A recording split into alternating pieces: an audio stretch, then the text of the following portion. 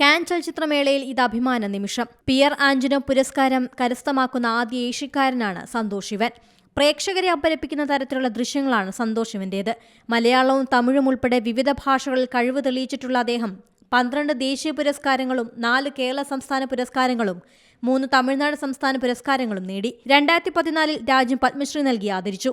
കരിയറിന്റെ തുടക്കകാലത്തു തന്നെ ഇന്ത്യൻ സിനിമയിലെ പ്രഗത്ഭ ഛായാഗ്രഹന്മാരുടെ നിരയിൽ എണ്ണപ്പെട്ട പേരായിരുന്നു സന്തോഷ് ശിവന്റേത്. ഭാഷാതിർത്തികൾക്കപ്പുറം പ്രേക്ഷകരെ വിസ്മയിപ്പിക്കുന്ന ദൃശ്യങ്ങളാണ് അദ്ദേഹം ഓരോ സിനിമയ്ക്കായും ഒരുക്കിയത്. 2013 മുതലാണ് മികച്ച ഛായാഗ്രഹണത്തിന് peer Cantona excellence in cinematography പുരസ്കാരം കാനിൽ നൽകി തുടങ്ങിയത്. ആധുനിക സൂം ലെൻസിന്റെ പിറവിക്ക് കാരണഭൂതനായ പിയർ ആന്റണോയുടെ സ്മരണയ്ക്കായാണ് പുരസ്കാരം ഏർപ്പെടുത്തിയത്. അനന്തഭദ്രം, ഉർമി, ജാക്കാഞ്ചിൽ തുടങ്ങിയ ചിത്രങ്ങൾ സംവിധായകനായും പ്രവർത്തിച്ചു. 2018 പുറത്തിറങ്ങിയ മകരമഞ്ഞ് എന്ന ചിത്രത്തിൽ നടനായും അദ്ദേഹം എത്തി. മോഹൻലാൽ ആദ്യമായി സംവിധാനം ചെയ്യുന്ന ബറോസ് ആണ് സന്തോഷിന്റെ ഏറ്റവും പുതിയ ചിത്രം. News desk Zee Malayalam news.